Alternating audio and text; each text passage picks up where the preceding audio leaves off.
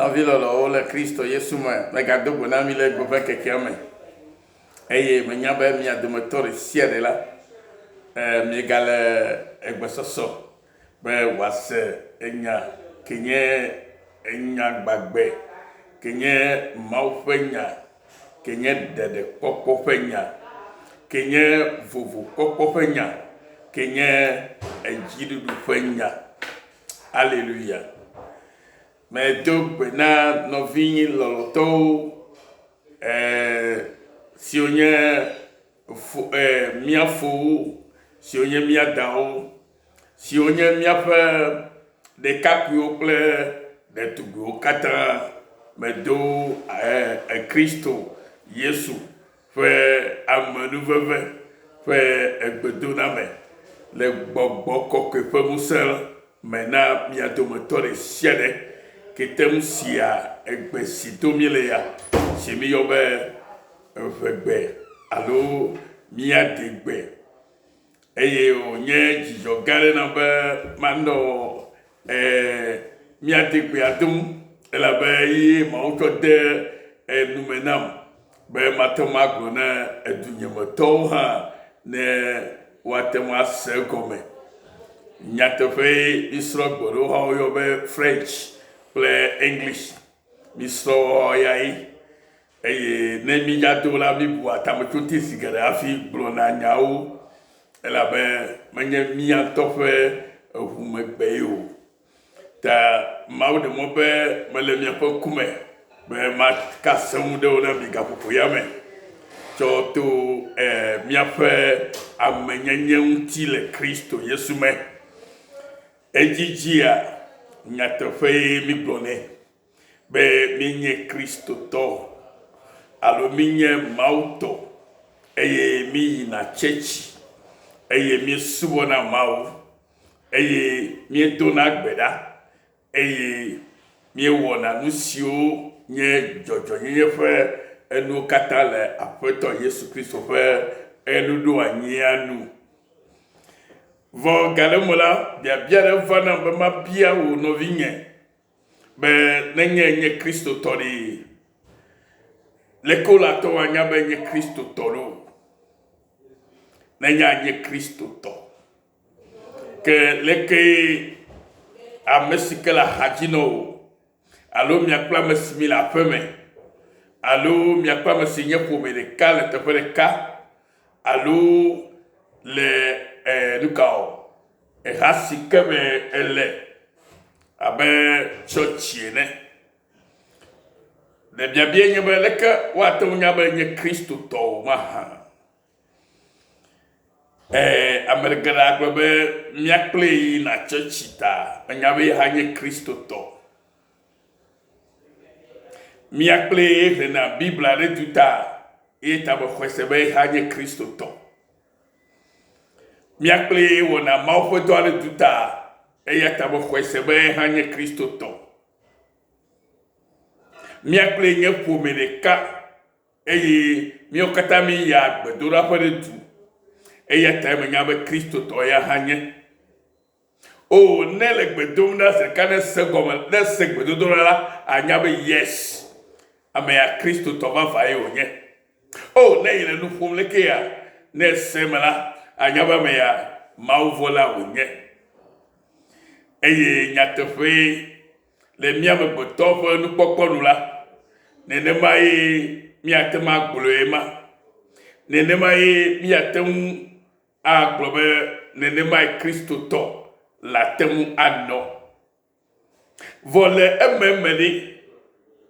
leke Kristo to do la nodo Bibla bona mi be mawenye lolo mau ke subo milela ye fon kwenye lolo eye tai Bibla bona mi be alegbegbe mau lo heheme o to anya pupu mo hoho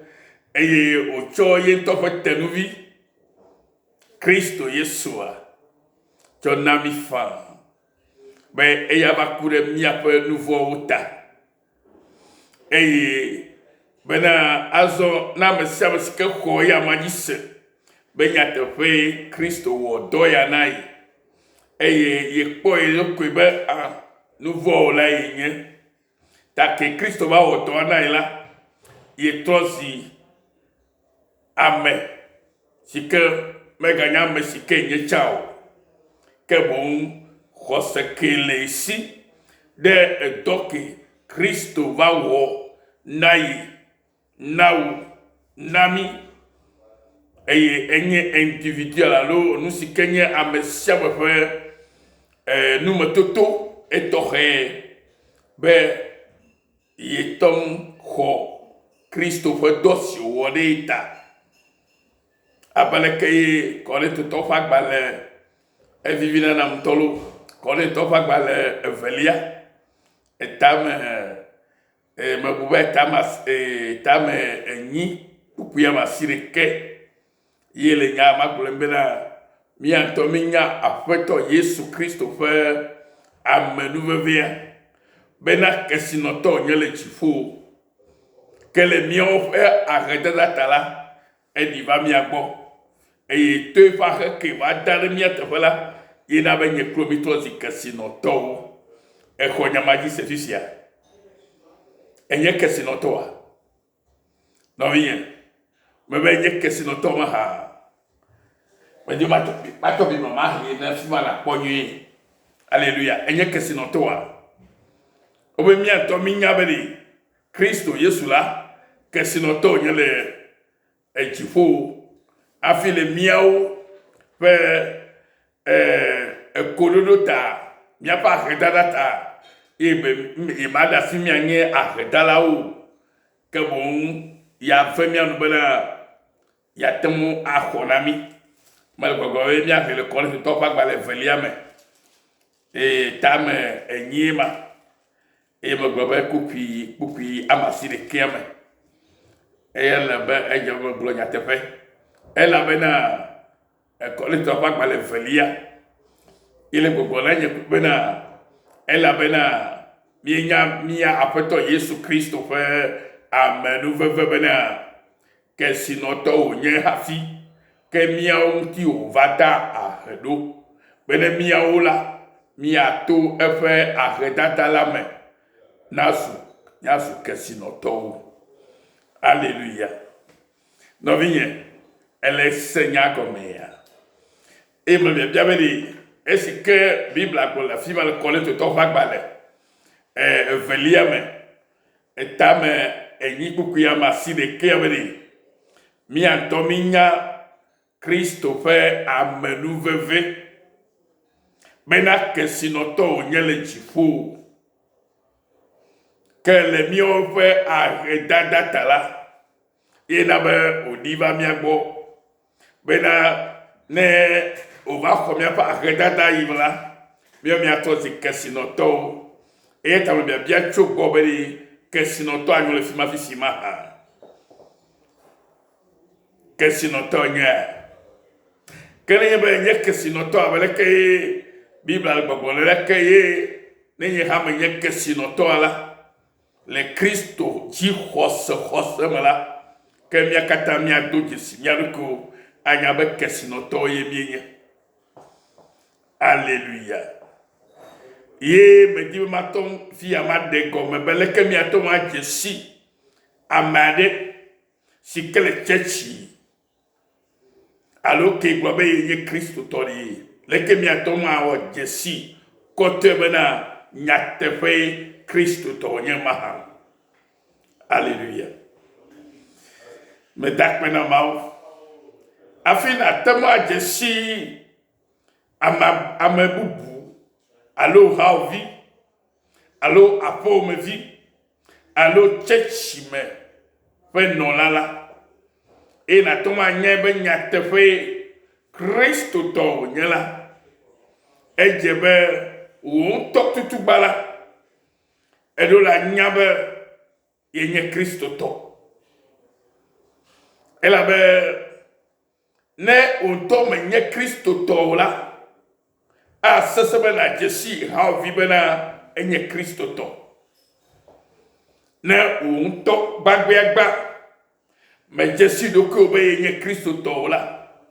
ala sese be nadzesi ehaovi alo miakpa me sike le chechi alo miakpa me sike la aƒe ɖeka me alo miakpa me ɖeka ke la nye ƒome ɖeka le ƒome ɖeka me alo miakpa me ɖeka ko dzi to dɔ ɖeka me la nenye be wo ŋutɔ yo egegbegbe la wo ŋutɔ ne nyi Kristo tɔ o la o matem desi nɔvio be ha nye Kristo tɔ o. Si toi-même tu n'es pas chrétien ou appartenant à Christ réellement, tu ne pourras jamais connaître ton prochain et dire qu'il est aussi chrétien. Mais avant de connaître quelqu'un d'autre, qu'il est réellement un bon chrétien ou un chrétien né de nouveau, toi-même, tu dois reconnaître ta personne, que tu es aussi un vrai chrétien. Et si on dit c'est un vrai chrétien, ça veut dire que celui qui est né de nouveau, non le bon Christ to le nyate femme là. Amesioji o eye Kristo gbogaji abale kemi le Yohanes fe agbale Yohanes agbale me yes le Yohanes agbale me kala ibe Yohanes agbale tolie mema Jean 3 Alléluia. Praise the Lord. Mais Dieu m'a fait te prendre le catamia à Nyanya Topia. Yohanes va baleme. Alléluia. Yesu Christ tona Nicodème beleko. Alléluia. Mais Dieu bien non ma faut ko non de nyam nami. Amen. Praise the Lord. Le kuku to mabara Yesu ko hoji eye ogblɔ ne bena va mele egblɔ na wo bena ne wo meji ame aɖe tso dziƒo la mate ŋu akpɔ mawu fiaɖuƒe la me o. Yesu gbagblɔ ne le kuku velia bena ame sia va egbɔ le zame. Nikodem va Yesu gbɔ le zame eye wogblɔ ne bena Alléluia. Rabbi mienya bena nufiala ne nye tso mawu gbɔ va elabena ame aɖe ke mate ŋu awɔ dzesi siwo ne le wɔwɔm o ne menye mawue li kpli o. Eye Yesu xɔ edzi gblɔ nɛ bena vava mele gblɔ na wo bena ne wo medzi ame aɖe tso dziƒo la omegatɔ gbɔ dzi ame ɖewo la mate ŋu akpɔ dziƒo fiaɖuƒea me akpɔ o. Nikodemu gblɔ nɛ bena aleke la wɔ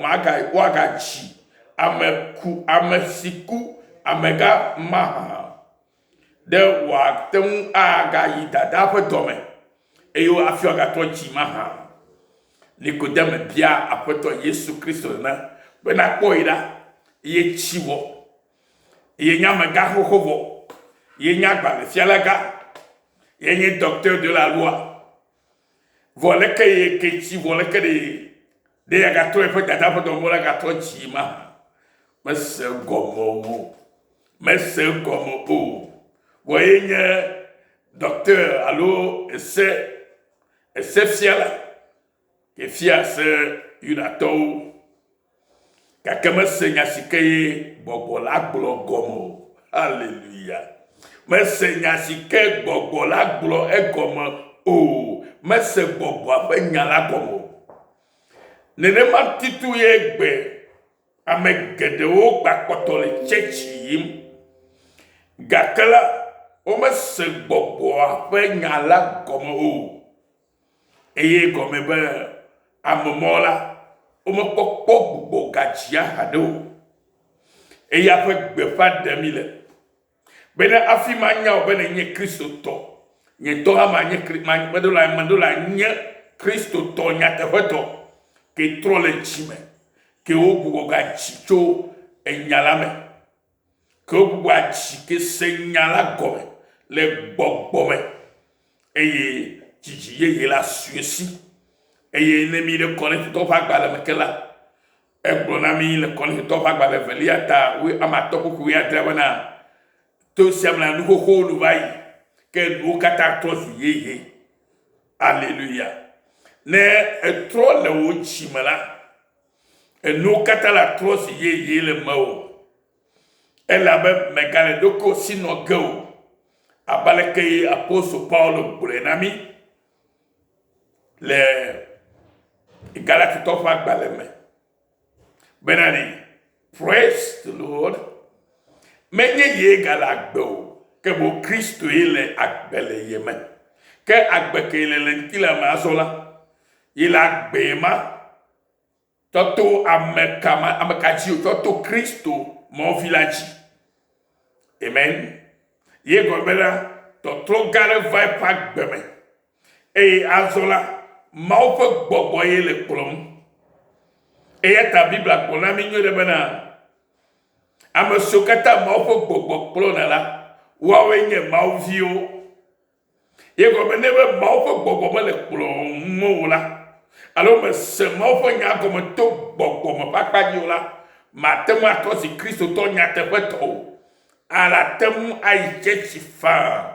ala te ŋu yi gbedoɖaƒe faa, ala te ŋu wɔ nu ɖe kpekpe le tsɛtsi me faa, ala te nye Mawu nyagblɔla hã faa be yeagblɔ nya na amewo nate ŋu dze wo nu ne woate ŋu ayɔ iƒe tsɔtsi me hã faa. Gake la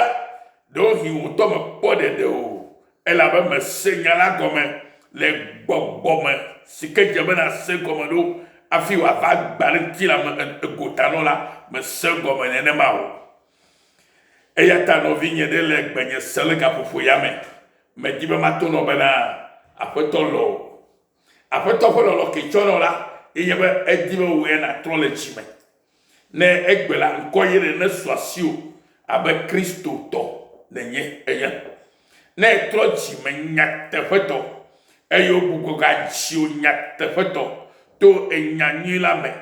le ale si ke ye gblɔe na Nikodem ɖo bena woɖo la gatrɔ dzi ye gɔme bena meɖo la ganɔ eɖokui si abe leke enyo ame si ke wònye tsã o ke bo gbugbɔ gadzi ke woadzi tso Mawu me la ye nye bena woatrɔ eƒe ememe ƒe ame ke maganye ememe ƒe ame ke nye enuvɔ wɔwɔ ƒe ame o ke bo ame si ke wotrɔ nɔnɔme na bena azɔ na ne wɔ nu nyuiwo ɖeɖe ko ame si ke wotrɔ nɔnɔme na kaka do ɖe go takpadzi be eƒe nɔnɔme kple eƒe nuwɔnawo katã la nanye Mawu ƒe nuɖoanyiwo nanɔ Mawu ƒe nuɖoanyiwo nu. Ta leke miate ŋu anya Kristotɔ nɔvi mianya Kristotɔ ke nye miaƒe xɔlɔ ke nye mia kple mi yina tsɔtsi ɖeka ke mia kple mi le aƒe ɖeka me to ale si ke ye gbɔgbɔ ke nye Mawu ƒe gbɔgbɔ le kplɔ nye ŋu abe Kristotɔ ne la